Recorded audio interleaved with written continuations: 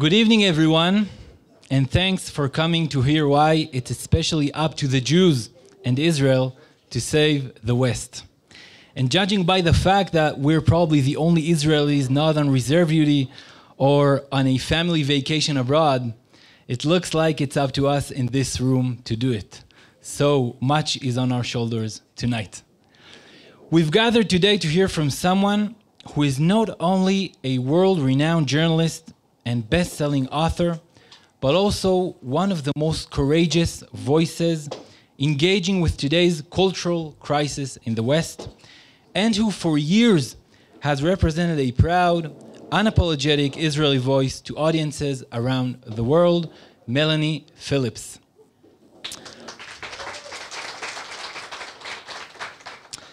Right after I finished reading her latest book, The Builder's Stone, How Jews and Christians Built the West and Why Only They Can Save It, I knew I had to bring its ideas to an Israeli audience. Mlani tonight is another modest step in that effort. Thank you for agreeing to come and share your wisdom with us.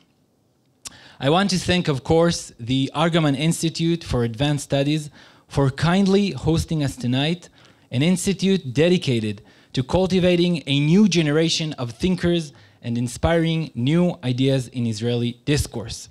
Special thanks to the staff of Aרגמן, of course, the head of Aרגמן, Dr. Renan Shoval, and to Daniel Bortonovsky for all of her help. I also want to thank two dear friends, Ariel Whitman and Ishaya Rosenman, with whom we're working to create more events like this. Events that bring important ideas to thoughtful Israeli audiences and take a deeper look at Israel's role in the world. Ariel is a journalist at Globes, host of the popular podcast The Western Spirit, which I'm sure many of you already listen to and follow, and the initiator of gatherings like this one. Ishaya is the director of the India-Israel Maitri Project for developing India-Israel cultural ties, and he is the content editor at Ro'i Yuzevich podcast. Thank you both. This is also a good time to share that after tonight's gathering, we'll soon announce the opening of a forum that will host many more events like this, so be aware. Of all the ways one could describe her, for me, Mlani פיליפס is first and foremost a courageous voice for truth, even when that truth comes at a heavy personal price. As she describes in her memoir, Guardian Angel, My Journey from Leftism to Sanity. In a brief meeting before the interview I had the privilege to conduct with her when she handed me her books so I could prepare, she told me with striking simplicity and honesty that despite the ideological shifts she's made over the years, one guided principle has always remained: to speak up for the voiceless.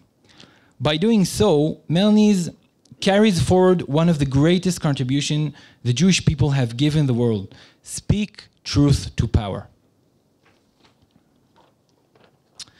In her book, Londonistan, How Britain is Creating a Terror State Within, she boldly challenged the boundaries of political correctness, writing what more and more people understand today: that Britain allowed jihadist groups to grow while denying the danger.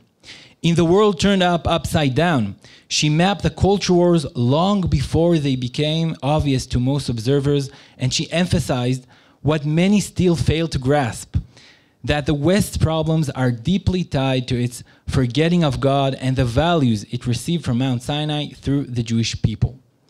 Before we turn to the bold ideas in Mlani's new book, it's worth recalling that today, the 20th of Tammuz, in the Hebrew calendar, marks the anniversary of Theodor Herzl's passing. In the final sentence of his book, Judenstaat, the Jewish State, published in 1896, he writes, "What we attempt there, in the land of Israel, for our own welfare, will work powerfully and beneficially for the good of all humanity." This vision of Zionism is something larger than just a state. As a cultural and moral beacon, leads us directly to the heart of Mlani's new book. In The Builder's Stone, Mlani turns her gaze to Israel and offers a deeply meaningful thesis, especially for us here in Zion. In her view, Israel is not only under attack by progressive elites, it is also the West's greatest hope. And I leave the rest for Mlani to share it with us. After Mlani's talk, we'll have an open dialogue with the audience. We look forward to your questions and comments. We just ask that you keep them brief and focused so that everyone gets a chance to participate. And if not, so Ishaya is very, very tough with the microphone. Mlani, the floor is yours.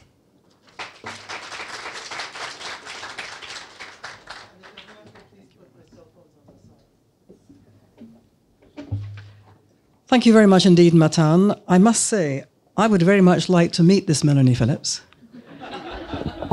She sounds quite extraordinary. I can't imagine what she must be like.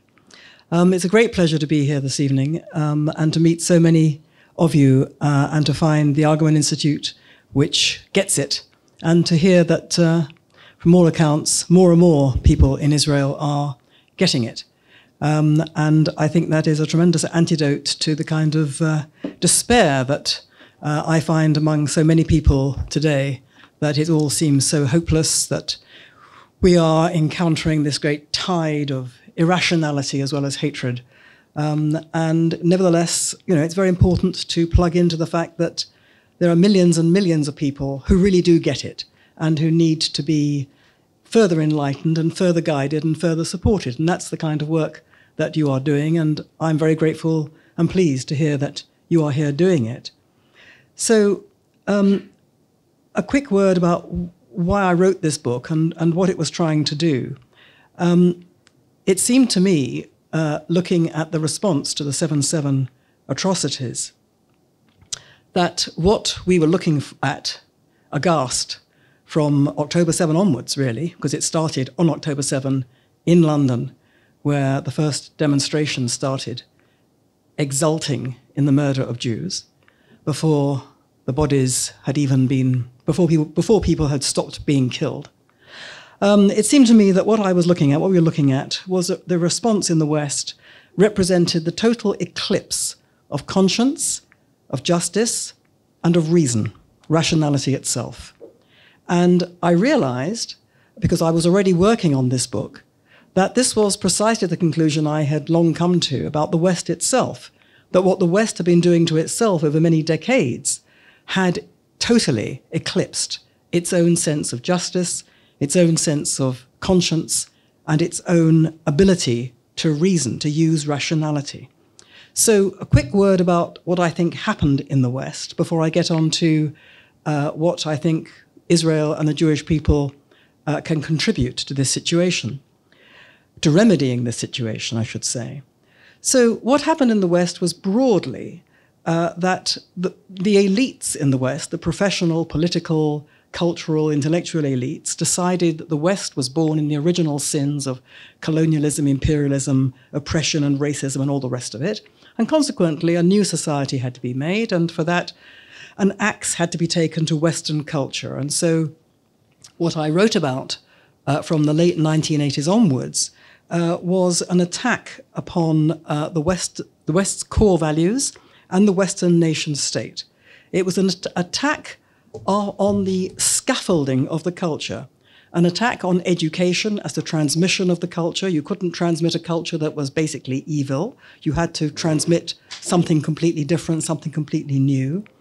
An attack on the traditional family, which for all its manifold faults and for all that we should be careful and respectful of people who live alternative lives, nevertheless, the traditional family remains still the best template for producing well-adjusted, well-motivated participants in the culture, in the next generation. And an attack on the very idea of the nation. The idea of the nation was considered bad. Why? Because this is how it went. The nation led to nationalism. Nationalism had created Hitler. In order to avoid another Hitler, you had to abandon the nation. It was as stupid as that, and remains as stupid as that. The particular nature of national identity, Western national identity, based on Western history, its historic traditions, its laws, its religion. The particularity was bad because it was particular. If you were a member of a Western nation, then other people who weren't members of that nation were at a disadvantage because, of course, the West was inherently oppressive. And consequently, you had to replace the Western nation by a kind of brotherhood of man template, liberal universalism. Liberal universalism would bring about a better world free of prejudice and war. Now, the attack on the core institutions meant an attack on the core values of the West, which meant the Bible was out. God was dead, and the individual became the center of the universe. What the individual thought and felt trumped any authority. This was supposed to be the road to individual freedom and fulfillment and happiness and social justice. But in practice, what happened over many decades was that the idea of personal responsibility, which was in traditional, biblically based morality, gave way to victim culture, the idea that people in self-designated victim groups were motivated by resentment, by grievance, and expected other people to remedy their situation and blamed others for their own disadvantage. The idea that one should attempt to defeat evil gave way because evil no longer existed. Evil was a religious term. There was no such thing as evil. It was simply a competing narrative. And so victory over evil gave way to negotiation and compromise, which in practice meant the surrender of victims to victimizers. There was no such thing as objective truth. Anyone who believed there was an absolute truth was an intellectual cretin with no education and no sophistication. There was no such thing, therefore, as right and wrong. Everything was simply a matter of opinion and feelings. What mattered was human rights dislocated from duty and responsibility, human rights as a kind of free-floating body of law and principles constructed by individuals after the Second World War, arbitrated by courts and judges. Human rights were the new religion. They were to be the absolute expression of international conscience, morality, and all good things. But what that meant was that human rights, detached from obligation, became simply demands, and demands made by groups. And so human rights actually created division between groups. The idea of justice was extinguished in the victory of the strong over the weak. The fact that there was no such thing as truth, everything was a matter of opinion, opened the way to the belief in lies.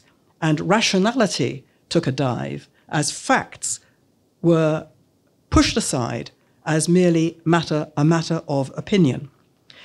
Now, where did all that come from? Well, it's a long story, and I'm obviously speeding through all this. But basically, you can trace it back to the 18th century Enlightenment. You can trace it back to the Holocaust, which I think demoralized, in every sense of the word, the West, which understood or believed that it had created this thing. The Holocaust had happened not in some benighted backwater of the world, but at the very apex of high Western culture, modernity, science, art, music, literature.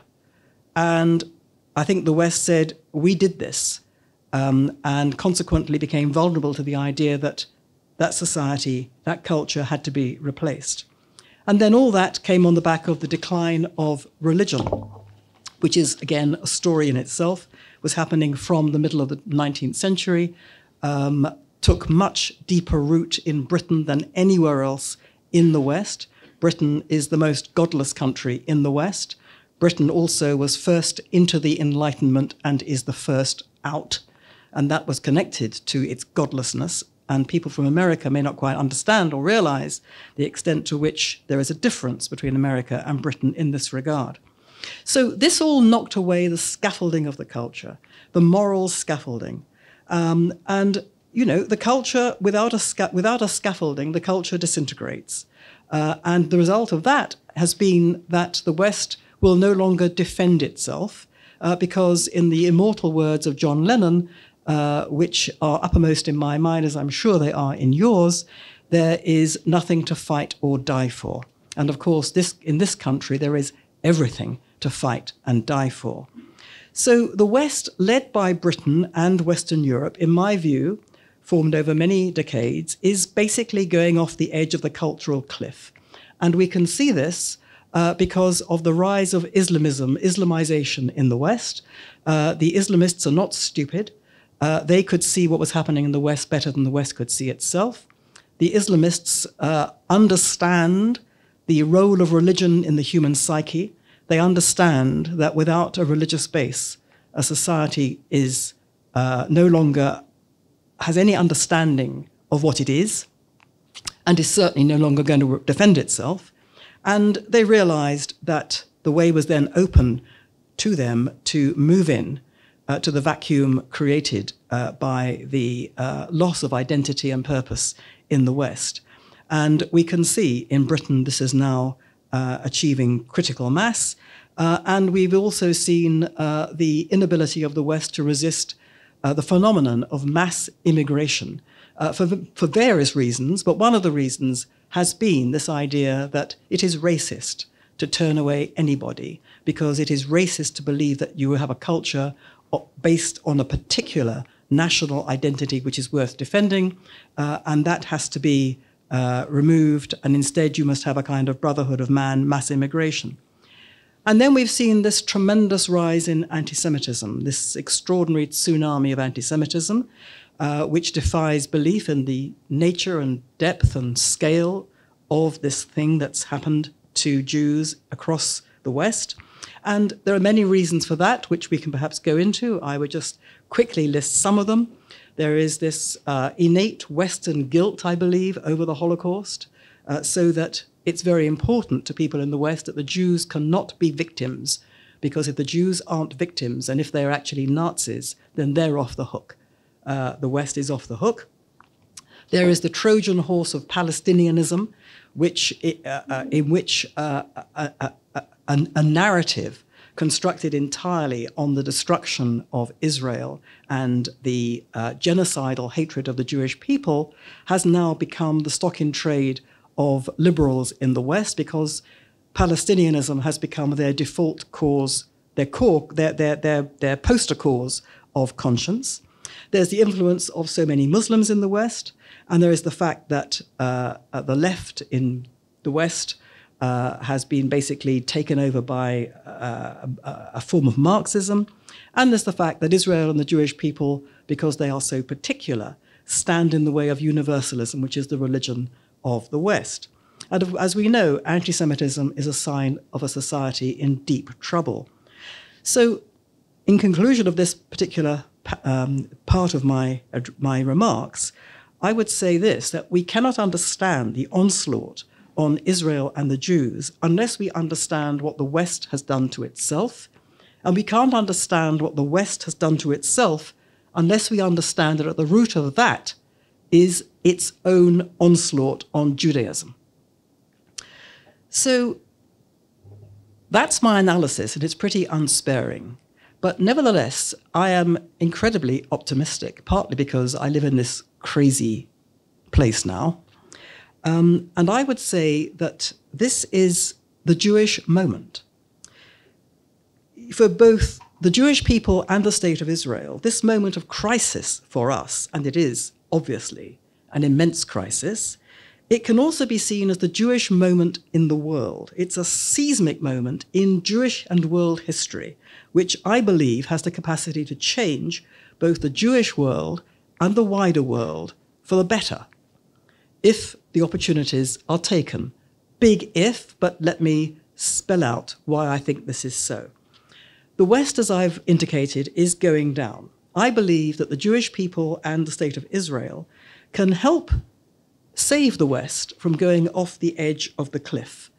Instead of viewing the Jewish people as a baffling nuisance and viewing Israel as a source of regional and global uproar, both the West and the wider Jewish world should be encouraged to see both Israel and the Jewish people as a rescue remedy for a culture that's basically in the terminal ward.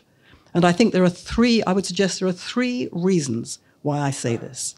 The first is that Judaism is essential to Western civilization. The second is that the unique selling point of the Jewish people is cultural survival. We do cultural survival like nobody else has ever done cultural survival. And the third point is that Israel itself is demonstrating, and has demonstrated for the past terrible 21 months, key reasons why it will survive and thrive and become a power in the world, while as things stand, the West may not survive at all. So let me just explain those three different points. Why is Judaism essential to the West? Most people don't think about Judaism when they think of the West. They think of the Greeks. They think that Western values are civilized values and that they are kind of imprinted in our DNA. They think that Western values are universal values. Everybody basically subscribes to them. Just a few things get in the way of them being practiced. Well, I do believe that Western values are civilized values, and I also believe that civilized values came from the Hebrew Bible. What do I mean by civilized values? I mean things like respect for every human life, taking responsibility for your own actions, their consequences, compassion and kindness, putting other people first, justice and the rule of law, political freedom and civic equality.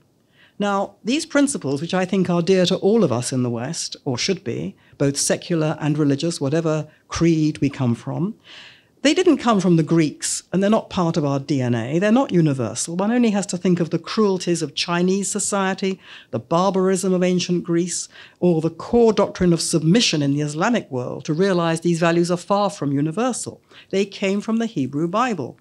Judaism's moral codes, which were pioneering, revolutionary moral codes, promoted justice, individual dignity, and kindness. These and others lie at the heart of the West's signature principles of humane, orderly, and civilized behavior. If we are obsessed by the ancient Greeks, well, their political system embodied in the city-state was an end in itself. Power, for them, was a virtue.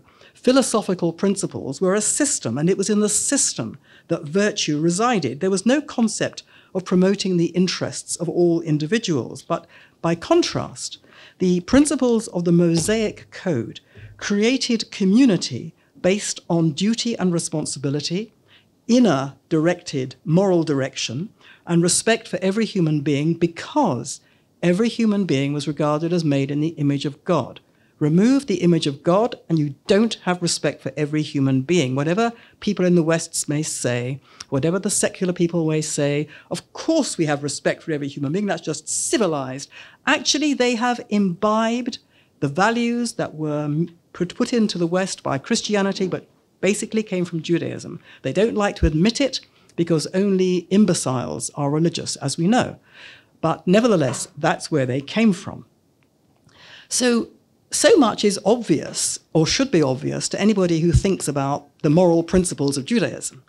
But what is less obvious, but what is even more striking, is that principles that were revolutionary in ancient Judaism have been essential to democracy as we know it.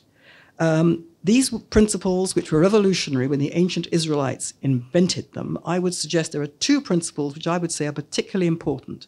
One was the idea of limited government, the fact that the king, the ruler of ancient Israel, was constrained. He was not to be considered the absolute ruler. The absolute ruler was the Almighty. And around the king, on his own level, were people called prophets and judges. So, okay, this was a doctrine, this was a council of perfection. There were many kings who were despotic and bad and so on, but that was the template. And that was revolutionary, the idea that, it was desirable for the ruler to be constrained in his power over the people. That wasn't what was true of the ancient world at all. That was the first principle I would say was very important. The second principle, no less important, was the idea that law, by which everybody was bound in the society, had to be founded in the consent of the people. And that was in the Mosaic Code when Moses came down the mountain and said, "Here is the law to the Israelites. Do you agree? Will you do it?" And the people said, "Yes, we'll do it." That was revolutionary. And that principle meant that everyone was bound by the same law, so you had civic equality, equality of civil status, and that brought everybody together. It helped unite disparate tribes. Now, in the 18th century, when Britain's Puritans founded what became the constitutional monarchy of Britain, and founded, in effect, the essence of what was to become parliamentary democracy, those people in 18th century England drew explicitly upon the Hebrew Bible in providing these and other principles by which they wished to produce a situation in which the king and the church would be constrained by laws made by Parliament, which was elected by the people. They drew that from the Hebrew Bible, and they said so. And the same kind of people went to America and founded America on precisely the same principles, and just like in Britain, produced pamphlets and books and tracts and sermons, whatever, giving explicit credit to the Hebrew Bible for these principles.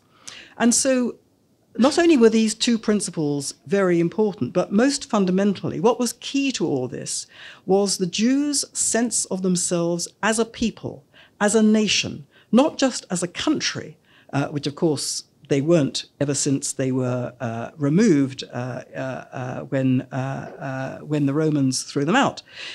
But they were a self-conscious unit characterized by a very strong sense of shared culture and purpose, and crucially by a quality of civil status. So that was, the essence of what we now understand to be Western democracy, came from us. And then there was science. Now, everybody knows that only clever people do science, and only secular people are clever, and only secular people are scientists. And the idea that religion has anything to do with science, and science has anything to do with religion, is simply for the birds. Okay, well, where do we get science from? Well, let's go back to the ancient Greeks. The ancient Greeks explained the natural world by abstract principles. Socrates thought that empirical observation was a waste of time, and Plato advised his students to, quote, "leave the starry heavens alone." Western science, by contrast, grew from the idea that the universe was rational. And that belief that the universe was rational was given to us by Bereshit, by the book of Genesis, which set out the revolutionary proposition that the universe had a rational creator. Without a purposeful, singular intelligence behind it, the universe could not have been rational, and there would have been therefore no place for reason in the world, and no truths or natural laws for reason to operate on through observation, analysis, and deduction to uncover, and that was science. Science is a Western thing. Okay, other civilizations certainly have had science, but they've all basically gone round in circles and hit a dead end, to mix my metaphors.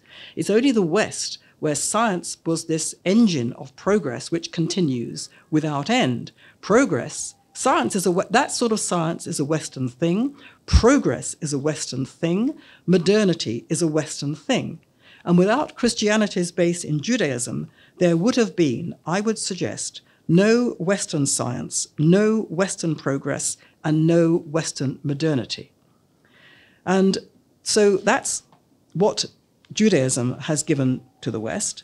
Next is Jewish survival. Let's look at Jewish survival and what that can teach the West. Well, the Jews have had over the centuries a horrific attrition rate. We have lost countless numbers to persecution, to extermination, and to assimilation. Nevertheless, the Jewish people has survived persecution and pogroms and genocide. It's survived and thrived as a people, while every culture that's tried to destroy us has vanished. So how have the Jewish people done this? It's another long story, But in a nutshell, Judaism is all about promoting its own continuity and reinforcing its culture and its sense of itself as a nation. It understands the crucial point that the present must connect with the past in order to have a future. And it does this by telling a collective story about itself. It transmits this story through education, which has been a kind of sacred duty through the generations, through a web of custom and tradition, and through memorialization, both through celebrating the culture and through celebrating the achievements and memorializing its losses. Upon seeing the Jews observing the fast of Tisha B'Av, sitting on the floor and weeping, Napoleon reputedly said, "Any nation that still cries after 1,500 years is guaranteed to return." Now, what the Jews have embodied is a veneration of tradition, which forms a kind of unbroken thread stretching from the past to the present and guaranteeing a future, because it cements succeeding generations into a culture they feel they share with their ancestors as a kind of sacred bond which they have to continue, to which they feel a deep sense of connection and obligation, and which creates in turn a strong sense of community and social bonds. No less important, the entire structure of religious observance in Judaism was built around the collective. While the individual was responsible for his or her own behavior, religious rituals were inseparable from nation building and forming a lasting community. And this meant a tremendous emphasis on the importance of having children and transmitting the culture to successive generations. The key to all this is the Jews' identification as a people. It's why diaspora Jews are disappearing, because they've lost that sense of themselves as a people, and why Israel is in such a very different situation. So why will Israel survive while at present the West will not? Well, in Israel, the birth rate is key. Women are having on average 3 to 4 babies per woman. In the West, they are literally dying out. The key point is that Israeli Jews understand themselves to belong to the nation state of the Jewish people, which makes sense of their existence. Israeli Jews know and value their ancient identity. They may not be religiously observant, but they feel part of an ancient tradition that is a religious one. And I think that the current terrible war has illustrated the real core of Israel's strength, because we've seen in example after example soldiers who have said, in terms, they are not just fighting to save their country from annihilation, which of course they are, but they're fighting for the survival of their people. They feel this is a sacred duty passed down from antiquity. They say they feel literally the spirits of all those Jews who died in generations past behind them and who kept the Jewish people alive through persecution and extermination. This sense of peoplehood creates meaning and purpose essential for national spirit. So in conclusion, I would say this. Now, I've got many more points that I could make, but time presses. I think that above all, what is the key point is what I would call Jewish peoplehood. And what Israel should be doing is telling both Jews in the diaspora and Jews in Israel and people in the West about the lessons to be learned from this. That in order for a culture to survive, you've got to love what it is, and you've got to value what it is. And there's plenty in the West to value and to love. Unfortunately, the West has told itself there's nothing to value or to love. And that's the way a culture dies. The Jewish people keep the culture alive because they love it. They revere it. They think it's good for you as an individual. They think it's good for you as a community. They think it's good in terms of producing values which are invaluable because they're so civilized. Israel should be telling the West not just that Israel is fighting the West's war against an Islamic death cult. It should be giving the West the cultural weapons to fight their own death cult, the West's own death cult, the West's apparent embrace of cultural suicide. Israel's lesson to the West is that the nation is not the route to nationalism and fascism. It is, in fact, essential to defend freedom and democracy and the core values of your society. You do this through education, through prioritizing the traditional family, to prioritizing the nation itself. My final conclusion is this. Israel, I think we can see, is currently, through this war and how it will develop, I don't know, but it certainly has the potential to reshape the geopolitical architecture of the region and world politics for the better. And what I'm suggesting is that Israel and the Jewish people can also reshape now the cultural architecture of the West. I said at the start that we can only understand the attack on Jews by the attack by the West on itself, and we can only understand the attack on the West by the West on itself if we understand that at the root of that is its attack on Judaism. Turn this on its head. Western civilization can only be saved by nurturing and defending Israel, Judaism, and the Jewish people. And for that to happen, we have to start educating ourselves. We have to start telling ourselves as Jews, both in Israel and in the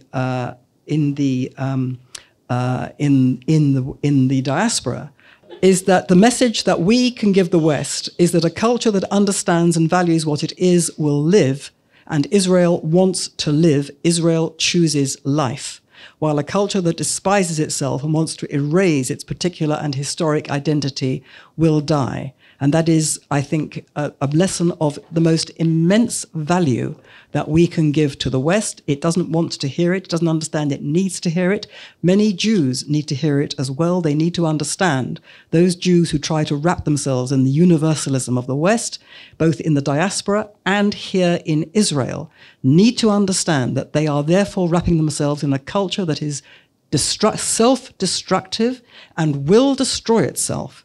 Whereas the culture they should wrap themselves in is Jewish peoplehood, in which case they will choose life, as we all have here. Thank you.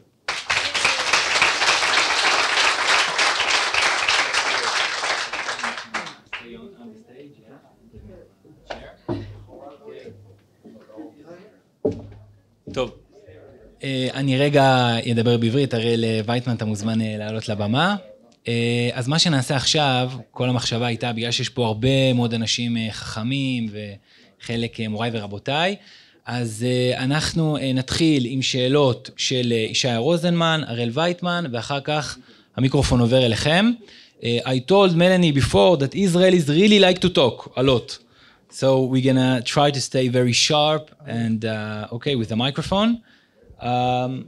So Yishaya, you can start if you want to be the first one. אחר כך פשוט ישי יעבור עם המיקרופון, יחזיק ו... תדליק לי את זה.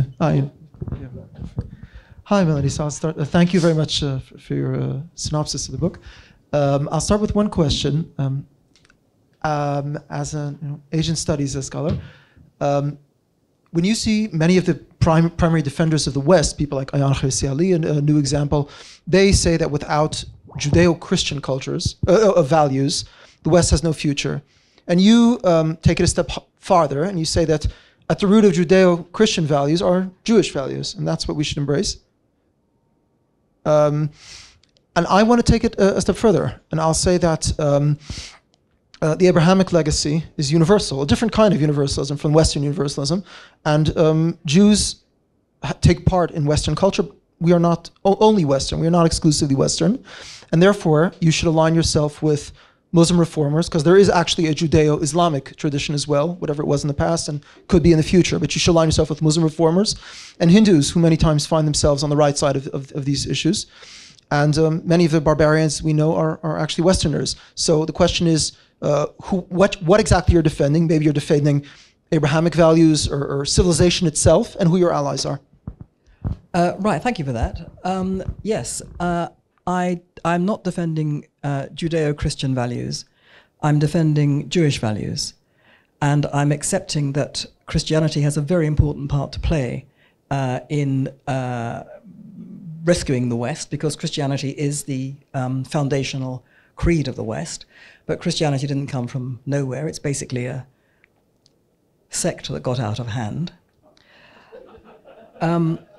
And the values are Jewish values. And your point about them being universal is both right and wrong, in my view. I think I understand exactly where you're coming from.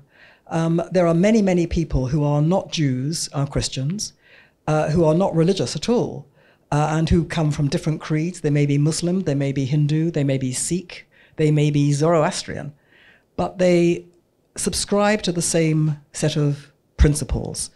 And that's fine. And in my book, I have suggested that what I would like to see is what I call a countercultural resistance movement, made up of a kind of coalition of the willing, if you like, made up of people from all cultures and creeds, black and white, straight and gay, women and men, different sorts of religion, Muslim reformers, Hindu reformers, people of religion, people of no religion, all of whom understand and value and want to survive the values, the core values of the West. But in order that they should do so, they have to understand these are not universal values. They are particular values. And if you strip away the foundational biblical identity of those, or source of those values, then you get to precisely where we've got to, which is that people say, well, you know, it's all basically human rights. That's really all we care about. Well, no, actually, that's inimical to what I'm talking about. So, yes, you're right. Certainly, I would want, absolutely, this is not an exclusive thing at all. But in order to promote this fight back, yes, a coalition of people from all creeds and cultures, but all of them must accept the particular nature of these values. Mlani, you hear me? And I have to say that when you asked where this Mlani is, it was here. So you're here.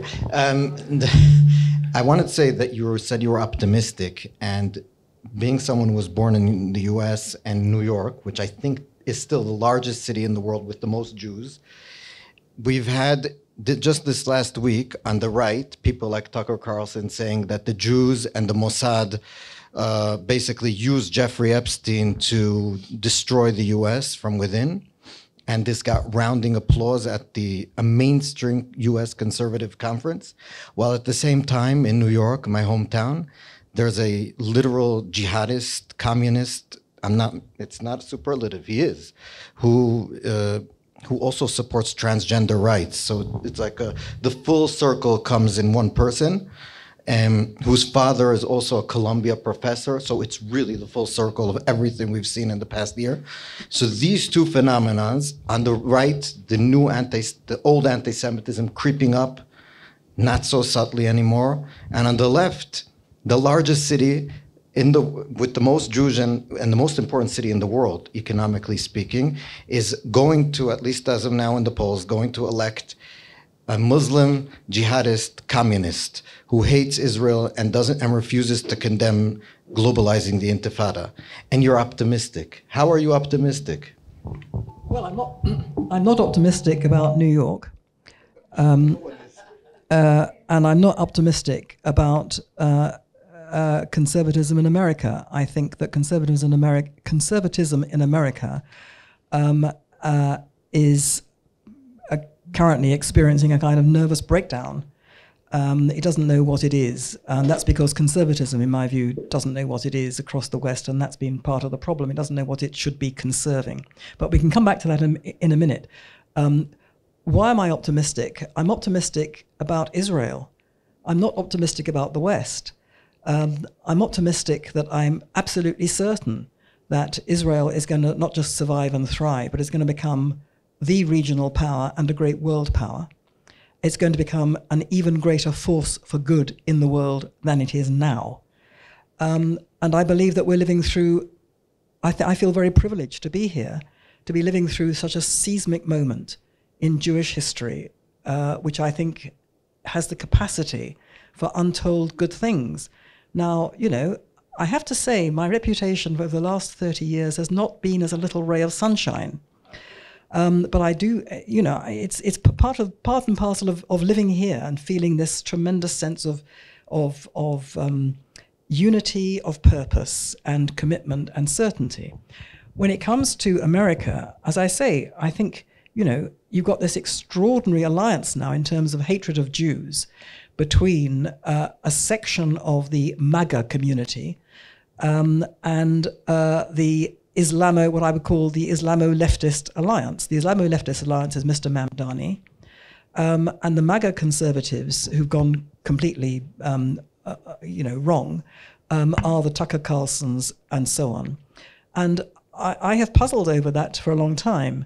And it seems to me, I don't know, there may be venal motives here. People, all I know is what I read, that Tucker Carlson is, he's closely associated with Qatar, which is paying vast amounts of money for him to say what he's saying. Maybe that's true, maybe that's not true. I've no idea. So maybe it's, it is as basic as venal, as venal motives. But the way I think of it is this, that, and tell me if I'm wrong, because I'm looking at America, from a long distance, but there's been a long history of American isolationism going back decades. Indeed, Lindbergh, and indeed in the First World War. Now, why is there this history of isolationism? Well, in my view, it's because, and tell me if I'm wrong, it's how I think, that America is this vast country with untold riches and good things in it. It's sort of self-contained. It is, and it's not surprising that its inhabitants have thought of itself, thought of it as kind of the perfect society. You don't need to go anywhere. For a long time, many Americans didn't even have a passport. Why would they need to go anywhere? Everything we need is here. Now, if bad people are trying to kill us, like, 9/11, well, why on earth would that be? And why are we being roiled by all these terrible things that are happening? We haven't done anything to hurt anybody. Why are we in the eye of the storm? Why are we being dumped on in this way? Well, so if things are so overwhelmingly frightening and incomprehensible, it leads a certain type of person into the idea that it must be a conspiracy. There must be hidden forces that we can't see. And that leads you absolutely straight into Jew hatred, the classic all-time conspiracy theory. So it's not surprising that you got this sort of isolationist tendency, which amazingly, not to me, and perhaps not to you, has turned into rabid Jew haters. That's how I see it. Can I just ask one more thing? You said you're you feel so privileged to be here. What do you think of those who aren't here and are Jewish? What do you think of the Jews in the diaspora? That some of them, I guess, a lot of them have the means to be here and they're not here. Most of them out of either, I guess, just being used to being not here, having their lives there, or just, making money. I don't know. What do you think of Jews that aren't here and have the means to come here? I understand exactly where they're coming from, and I have great sympathy for them. It's very, very hard to accept that your entire life has been living in a kind of fantasy, which has now kind of exploded around you. Until the year 2000, I had never been here and never wanted to come here, because Britain, I'm sorry about this, but Britain was the Golden Medina. I know that probably America is the Golden Medina, but Britain was the Golden Medina. For various reasons, I didn't come here. And it is a tremendous shock to the system to get your mind round the idea that a place that you thought was entirely your home is not your home at all. Now, it's all very well for people to say, well, how stupid are you? Haven't you learned anything from history? This is precisely what the German Jews said. I've heard that all my life. The German Jews never understood. They weren't German. They weren't regarded as German. And, when the Nazis came to power, they still didn't realize it. How stupid were they? I can't believe it. And here are the British Jews doing much the same kind of thing, except that many of them are not. Many of them are not saying that. They're saying, we are frightened. We are really frightened, and we don't know what to do because it's very, very difficult. I know everyone here, people here have done it, and so, this may seem crass and absurd sort of excuse making. But it is difficult. It is difficult to pack up and go. And, you know, I'm afraid the level of pain, the calibration is that the level of pain has to be exponentially higher before many will come. Now, more are coming. More are coming. I don't know what the numbers are, but certainly more are coming, and they're coming. More are coming from France. I think more are coming from America. I'm not sure. But, you know, you have to have a level of pain which makes people say, okay, now there is no doubt. And, you know, it's not for us to say how foolish and how wrong. I think one has to, you know, one has to say this is human nature.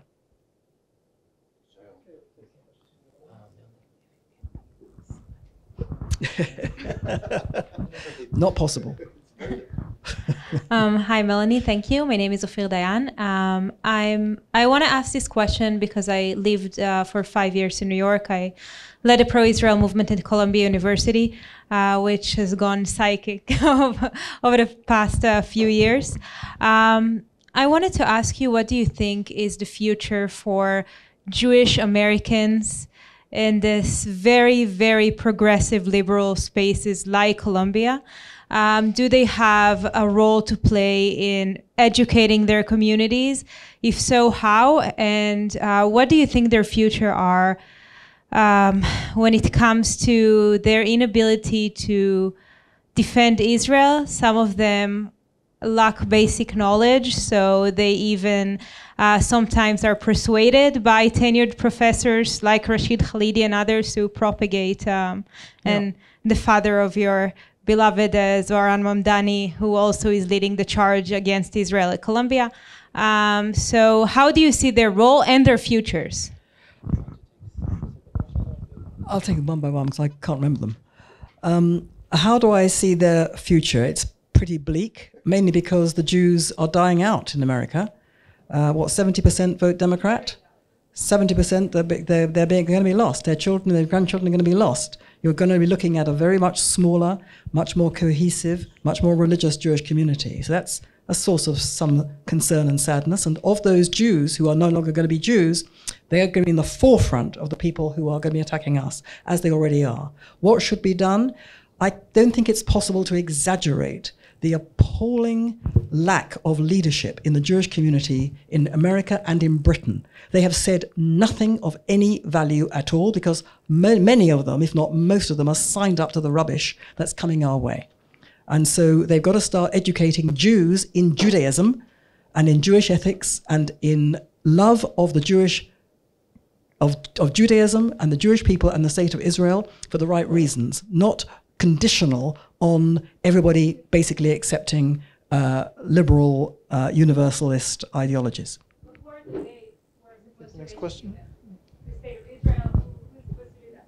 Well, where is anybody supposed to go for a university education these days in the West? I mean, you know, Okay, it's... take the next question. Hi. This question might be quite bold, but first I'm comfortable because it's not the time to be timid. And also because you said that you said you represent Jewish values, so it's okay. All of the guests here tonight know and value and love Judaism. We know that many of the pillars of the West that you mentioned earlier are quite exclusive to Judaism and not Christianity. Mainly responsibility for one's own actions. That's Jewish, that's not Christian.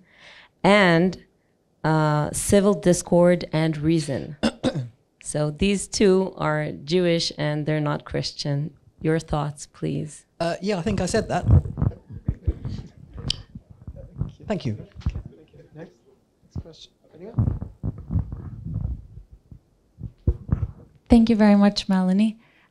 I think you're telling us that we need to go back to God's promise to Abraham with the covenant that the Jewish people is supposed to be a blessing to all the nations and not only to ourselves.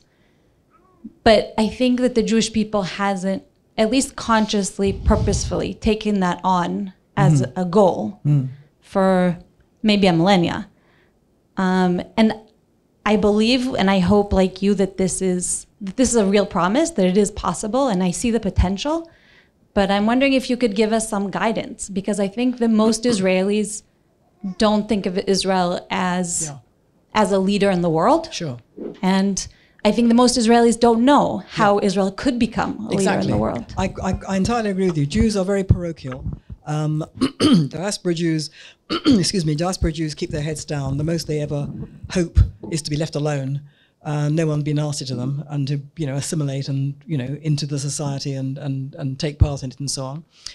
It doesn't occur to them to have a role. In fact, they think that by having a role, they would put their heads above the parapet as Jews, and then they would get they would ferment anti-Semitism, so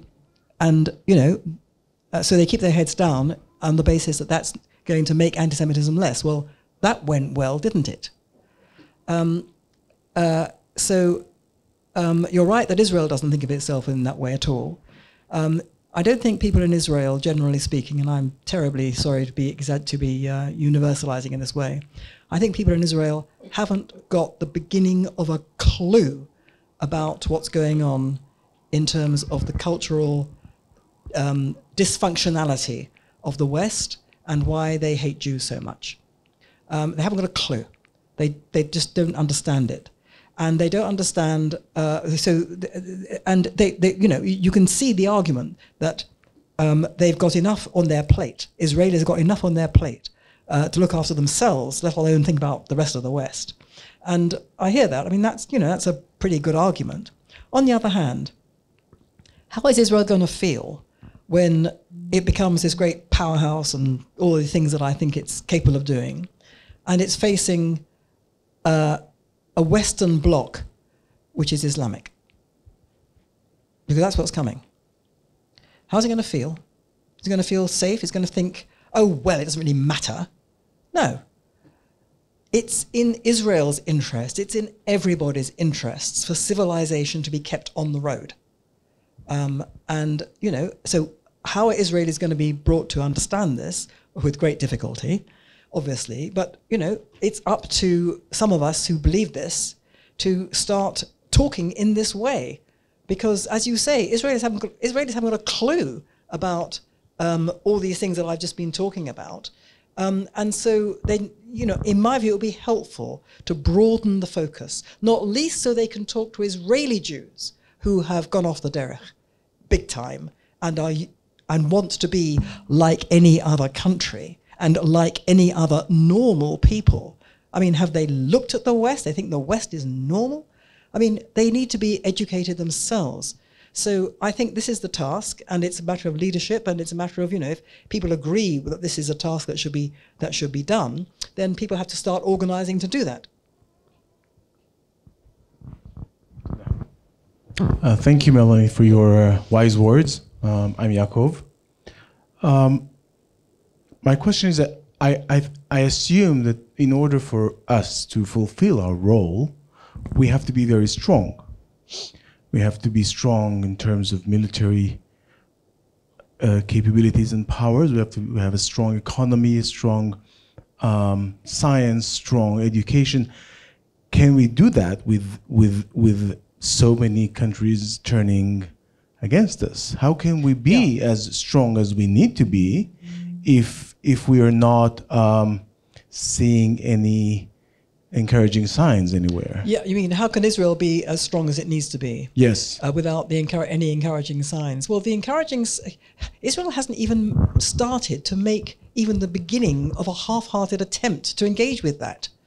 It's absolutely astonishing. It just has taken the view over many decades. Well, first of all, we've got real things to think about, which of course it does, real wars to fight.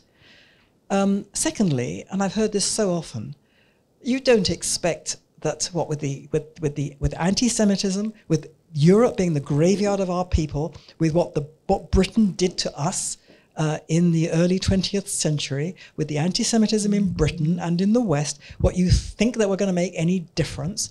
And the answer is yes, but they are too arrogant to listen to that, unfortunately, and too preoccupied, understandably.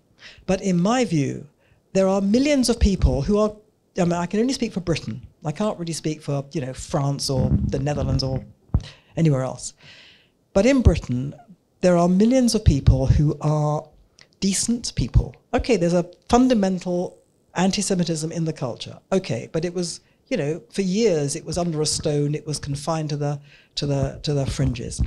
People are basically decent. They believe in fairness. It's absolutely in the DNA of the British. They believe in fairness and justice and law and orderliness. And they have been taught over many decades that Israel is on the wrong side of all those things. They've been taught it without any comeback at all. The Jewish community has never, ever stood up and told them the truth. And Israel has never bothered to tell them the truth.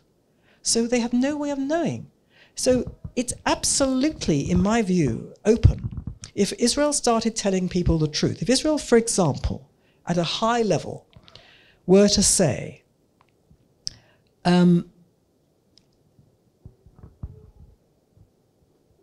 support for Palestinianism is a support for an agenda which is not only intent upon exterminating the state of Israel, but has based its whole so-called bogus Palestinian identity on stealing and appropriating the history of the Jewish people in their own homeland. That the Jewish people are the indigenous people of the land, and that the Jewish people are the only people with a legal right to be there, and that everything Israel does is in accordance with international law, and there is no illegal occupation. Now, to my knowledge, the state of Israel collectively has never put that into the public domain in Britain. Nobody in Britain has heard that. That's appalling. And I can tell you, if that were to be said at a high level, which would command people's attention, I don't care about law professors. If this was said at a high level, and if at a high level it was said, Britain's government is responsible more than any other government for the war that's continued for 100 years, because the wretched two-state solution was Britain's solution in the 1930s, and what it amounted to is what it amounts to today, which is to reward genocidal aggressors by giving them the lawful inheritance of the Jewish people. Now, if at a high level all those things were said, I can guarantee what would happen. There would be the mother and father of all rows, and people would say, what is this? This is rubbish, this is rubbish, this is terrible. But millions of people would say, what? Tell us more. Why are they saying this? And then you would have the beginning of a discussion and a debate which would open up the whole thing. That has never been done. So of course it seems hopeless. The Jews are silent about this. We have got to start speaking up. One more question?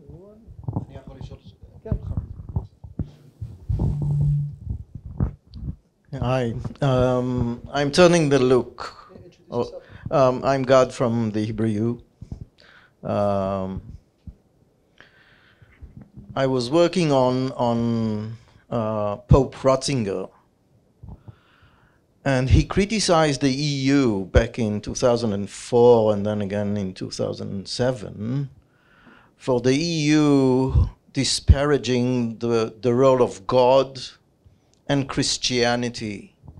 And he was making a big fight to have the EU announce that they are built on the bedrock of Christianity, and he failed. And I wanted to hear what your take on that point in European history, that no God, no Christianity, just economic structure of collaboration. Well, I mean, he was absolutely on the right lines. He understood the spiritual vacuum in Europe and in the West. Obviously the Catholic Church, is not entirely unproblematic from our point of view. But nevertheless, the point he's making is basically right, that And it's the point that the Islamists get, as I said earlier, that if you evacuate a society of its religious foundations, the society collapses and can be then is then open for colonization by others. So what I'm saying in the book is that, well, I think that Christianity is certainly a problem, in terms of dumping on, despising, disparaging, and worse, the Jewish people over many decades, many centuries. And certainly in Britain, the church is in the forefront of the cultural collapse, unlike in America. So Christianity is not unproblematic, as I say, but I thought about this for a long time when I wrote the book, because I thought, is my conclusion that we actually are saying, that I'm actually saying Christianity is such a problem that actually it's at the root of the collapse of the core values. And I came to the conclusion that whatever damage it had done, it is the foundational creed of the West, and you can't disentangle it. And so we have to make it work. And so we Jews and Christians have got a way to basically work together. This is very, very, very difficult. I'm not talking about stupid interfaith committees, which, are like the peace process. They're kept on the road by never discussing anything important. I'm talking about actually making a kind of, a sort of pact that says, we got problems with each other. Let's park those. Let's park them. We have common enemies now, and we have to get together to fight those enemies. And I came up with one practical way which we could do this. For example, there is the most horrendous attempt to exterminate Christianity in the developing world going on. Huge persecution in Africa, particularly, and elsewhere, but in Africa, you've got Nigeria in particular, and other countries in Africa, Christians being burned alive in churches, Christian women being raped, the whole shebang. Unbelievably, not a word is said by anybody, but not a word is said by the churches. Now, how wonderful it would be if Jews and Christians were to get together and make an alliance to bring this to public attention, to start campaigning against it, to identify the countries and the people who are doing it, the people who are suffering, raise the entire subject. This would achieve many things. It would, first of all, create an alliance between Jews and Christians, which would be good. Secondly, it might actually do some good in terms of the actual atrocities going on. And thirdly, it would actually tell the West, here are Jews and Christians saying things which are, I actually agree with this. This is conscience. This is morality. This is absolutely right. Why isn't anybody else saying it? So suddenly, the biblical religions that created the West are on the side of the angels, are on the side of right. And consequently, you get people then starting to stand up for that, starting to follow it. In other words, you have to, you have to take religion out of the church, out of the place of sacred worship. You have to put it into people's lives, and you put it in people's consciences and heads. You can do that in a variety of ways, but that's one way through it. So the idea that you can never get back to religious belief, I think is, it's true and it's not true. You don't have to get back to religious belief. I'm certainly not saying in this book people have got to become religious. I'm not saying that at all. I'm saying that something quite different, that people of religion and no religion have to understand that without the religious basis of those values, they won't exist. And you have to consciously uphold them as based in the context in which they were originally given. It's a long and complicated argument, I'm afraid. That's a rather inadequate response. I once sat with Rabbi Zaks when he came to Israel, and I was asking him, Rabbi, you're doing a lot of interfaith dialogue. Like, what do you think about it? And he told me, shh, it's a waste of time. I know it. Another questions from the crowd. Can I ask one question? In Britain, where you're from, I just read that a lot of the churches are being turned into mosques in London and all these other places. And that's not only because there's a lot less Brits that are of Christian descent. It also is that people are having children and the Muslim community has a lot of children, but it's also because people aren't going to church anymore. And I wanted to ask you whether you think that a lot of this anti-Israel stuff, not on the Islamist movement, but on the red of the Red Green Alliance, comes from a sense of looking for belonging. So meaning people that used to maybe go to church and have a community and meet friends and marry, don't have that anymore. They're all sitting in front of their computers. They're all doing whatever people do in front of their computers. The only place that they find a sense of belonging, for example, is at an anti-Israel protest. The only, or at a BLM protest, or at a a transgender coming out where they bring the cake out, the gender reveal at the age of 30, whatever it is. Yeah. Well, certainly, I think that's absolutely right. People need a sense of people yearn to belong. There is a great absence of belonging for all the reasons that you suggest.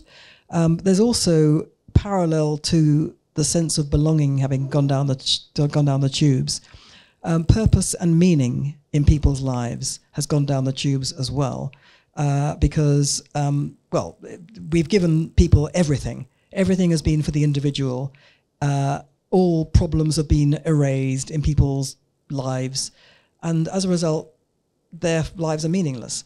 So the challenge is to give a sense of belonging and a sense of purpose and meaning to people. I believe that religious communities are well placed to do that in principle.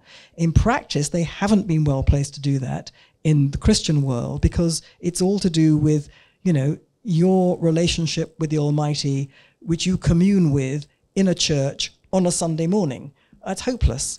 It's what we can help teach is that it's all to do with how you live day by day. And what gives meaning to your life is all the little things that you do, which are invested with a greater significance, because they are not just about you, they're about challenges, they're about doing things for other people. And, all the sort of idealism that you have, which is directed, at things which you can probably do nothing about, you can actually direct it to things that you can do something about, provided there is that leadership. So it is a matter of religious leadership, and as well as political and cultural leadership.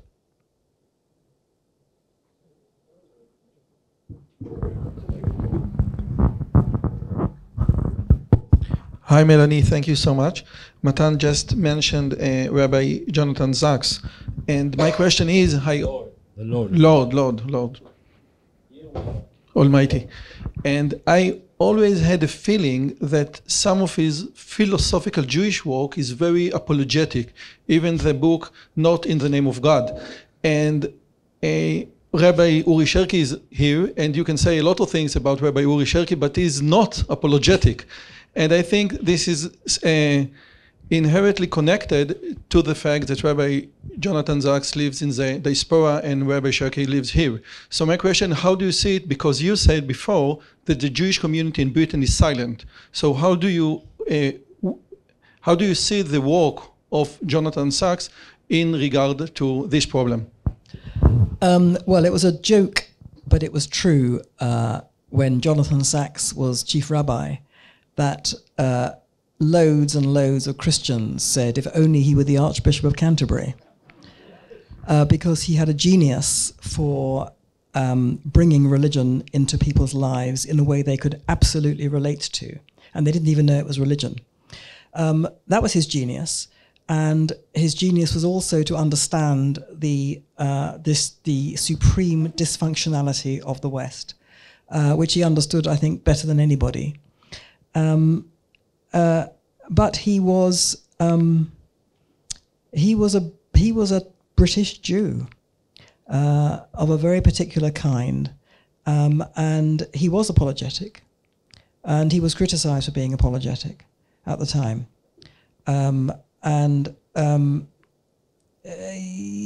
there were many issues to do with this, because he was educated in secular schools and at a secular university, and he went to yeshiva very late in life. He got the whole religious thing very late in life, and consequently, he always felt at a tremendous. It seemed to me, he always felt at a tremendous disadvantage, and the Orthodox were always on his back. That he was basically sort of Epicurus. He was nothing. Whatever he said was of no validity because he wasn't really a rabbi, and he felt it. He couldn't cope with that, in my view, and so there was an apologeticness which was much deeper than the Jewish thing. In terms of Israel, again, he was criticized. He didn't come here very much, or he wasn't seen to be coming here very much. He didn't speak up as much as people thought he should have done. And he took the view, he said, it's not my role as a rabbi to speak up, to be political, and so on. And then, after he stopped being chief rabbi, then his reputation really took off, because then people read what he'd been writing and what he was continuing to write, and people, drew such inspiration and comfort from it, and still do. And so, he's a complicated man. I think he was a great, great thinker. I learned a huge amount from him. His influence over me can be seen in this book. And I often think, so many of us think, if only he were here now. We think that every day. If only he were here now, because he would be guiding us. He would be talking to us. He would be giving wisdom to us and comfort to us. But the question in my mind is, how much would he be speaking up? And I really can't answer that question. He might have done. He might have seen the situation as so desperate that he absolutely had to speak up. And I think that's probably what he would have done. But I'm not sure.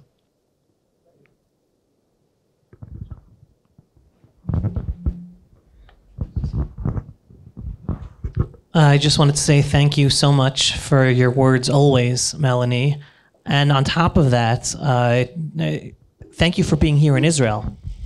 Thank you for your mind, for your insight, and the experience of you being in Israel, adding to your position and everything you're saying. And I don't know whether you wanted to share, but when we spoke last week and I asked you, how did you feel about coming back from Britain and being here in Israel during the ballistic missiles from Iran? And I think your answer is very telling as a background to everything.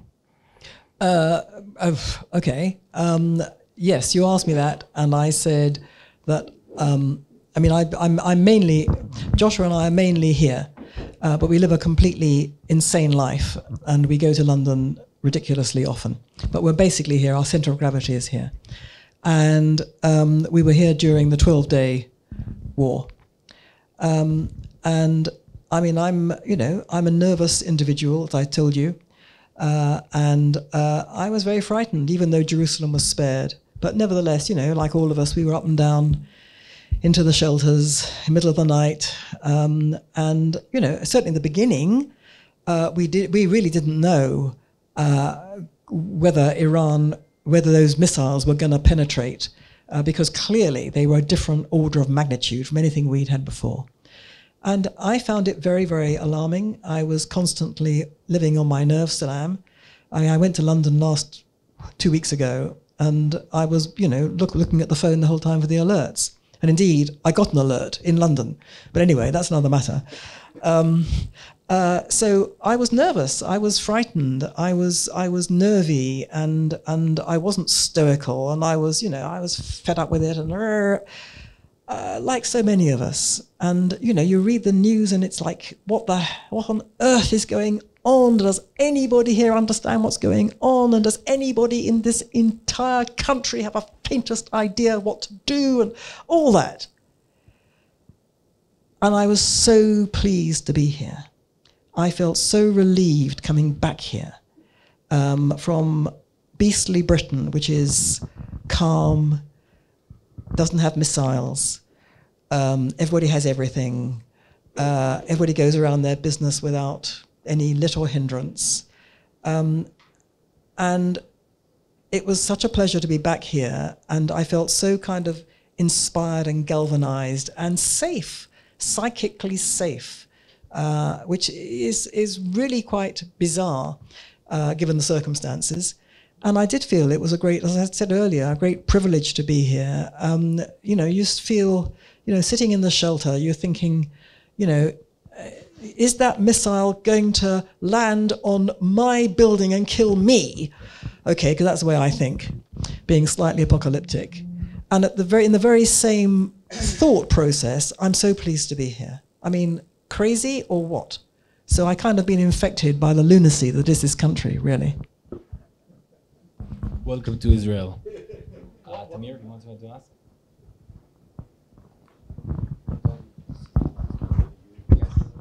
Last question. Concerning being religious or coming back to being civilized, there are two different agendas. One of Rav Ori Sherki, who sit with us today, that says that the Goyim should be Bnei Noach. They shouldn't be like religious Christians. And the second is Yoram Chazonis or Dennis Prager's or maybe other conservative intellectuals who say to them, be good Christians. So which agenda do you think is the best? Be good Christians. But please, be good Christians of the kind of Christian that love us. Because it's possible. I mean, you know, do I have to say the obvious? Jesus was a Jew? It does come as a bit of a shock to some Christian audiences that I try that on. But there's no reason why you can't love the Jewish people and be a Christian. There are millions of Christians in America. I don't know, I'm pointing at you, but anyway, there are millions of Christians in America who love the Jews. And I know there are plenty of American Jews. I know they don't really, because they all want to convert us at the end of days, to which I say, well, I'll take my chances on that when I meet them at the end of days. And I mean, it's like ludicrous. So, but if they're not from Christians, then they're not going to be Christians. And if they're not going to be Christians, what are they going to be? They're going to be nothing. And if they're going to be nothing, then the society is nothing, I'm afraid. So, yes, I want them to be from Christians. I want them to be observant Christians. But there's, in my view, no reason why an observant Christian cannot love the Jewish people as the parent religion of their religion. There's no reason at all. It's a deformation, or it's a big deformation. But I mean, it's you know, it's perfectly possible to be an observant Christian and not want Jews to be destroyed, to actually love them and to revere them as the source of your own religion. I think. I'm sorry about that if I've. We're all talking about Rabbi Risharki here. It's interesting. So I'm gonna talk about you as well. So I have a question about your book. You said in your speech that religious people are imbeciles. So I'm a big imbecile, and I have a kippah on my head. So I really have a question about, you know, as a modern person who deeply believes in the idea of the Jewish people as a chosen people, as I heard many times from Rabbi Risharki. I have a question. I speak a lot with conservatives people, prominent figures from abroad, and I always tell them about how the Israel society is a conservative society and have big families and all the arguments of Rabbi Chaim Navon that maybe people here know. But I always think to myself, you know, someone might say, maybe one of my friends that goes to Kaplan and he isn't an imbecile, he doesn't have a kippah to his head. He might say, you know, the culture wars here are just like those in the West. You know, you have here conservatives, you have here liberal, progressive people. So maybe we are presenting Israel maybe as an ideal, almost as a conservative paradise. How do you, what do you say to this argument? Well, your notional Kaplanista friend says it's the same as in the West. But it's not the same as in the West, because in the West, the kind of people he's talking about control the entire culture, and the West is going down as a result.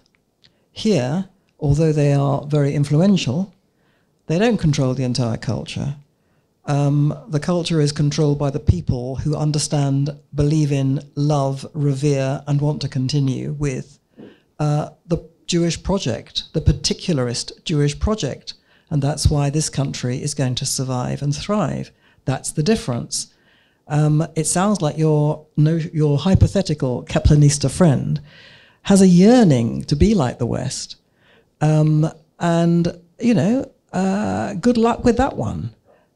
Because the West is destroying itself from within, and the kind of things that he thinks are good and desirable, the kind of values he thinks are good and desirable, are self-destructive and would soar off the branch on which he or she sits. If someone thought about relocation here, so think again, okay.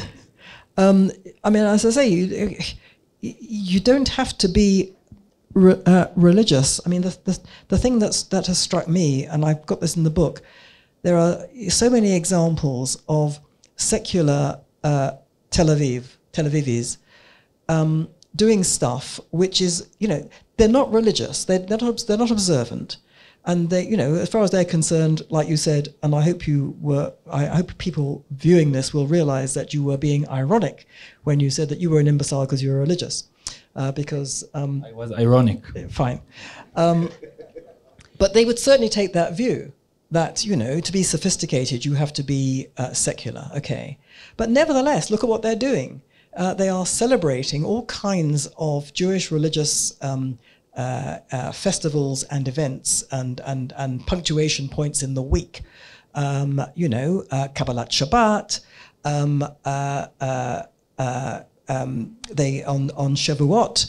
They're up, you know, during the evening into the night, having discussions. Okay, it's not the same agenda as somebody who is either kippah sruga or points more religious. But the fact is they're identifying with the tradition that is a religious tradition. And I've got also in my book something which Daniel Gordis wrote very, very strikingly. I think it was 2022. It was Yom Kippur in Dizengoff Square. And he said there were thousands and thousands of young people. And there were some kippot, certainly, but probably the majority were completely, you know, the men were bareheaded. They were just Tel Avivis. And they all sang, they chanted parts of the Ne'ilah service. They chanted it. Like, okay, so they're not religious, they're not, but it's quite different from Britain, which is really godless, which has embraced values which are inimical to biblical values because they're based on the self, and they're based on gratification, and they're based on materialism, and they don't have any kind of higher thing. And you know, you look at all these, not all, but so many secular people in Israel. They're connecting to a sense of peoplehood which they themselves, despite themselves, acknowledge to be rooted in a religious tradition. And that's what keeps the show on the road. It's the religious tradition that keeps the show on the road. So it's a very, very different society. And if your Kaplanista friend doesn't understand that I'm afraid is his tragedy. With this note of tragedy, Mלאני, Phillips, thank you very much. It was our privilege. Thank you. חיזקת אותנו.